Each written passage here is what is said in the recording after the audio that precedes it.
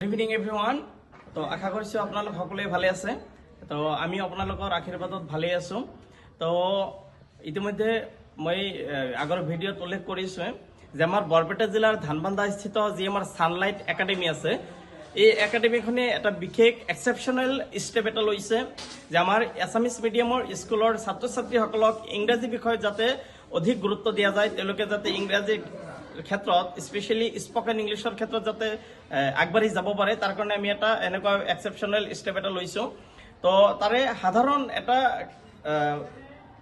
Video' আপোনালোকৰ লগত মই শ্বেয়াৰ কৰি আছোঁ। অলৰেডি আমাৰ ক্লাছ ৱাইজ তেনেকুৱা ধৰণৰ ইংলিছ স্পকেন ইংলিছৰ ওপৰত আমি ক্লাছবিলাক কৰি আছোঁ।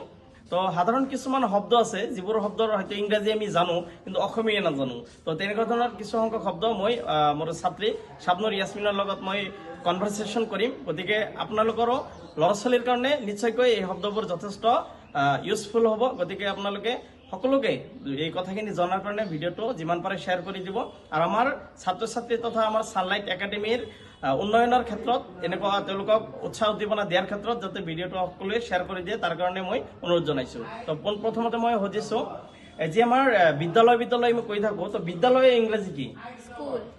স্কুল। Very good. তো মহাবিদ্যালয়? কলেজ। যদি কওঁ মই বিশ্ববিদ্যালয়? ইউনিভাৰ্চিটি। Very good. যদি কওঁ মই অনুষ্ঠান? ইনষ্টিটিউশ্যন। Very good. কওঁ সংস্থা?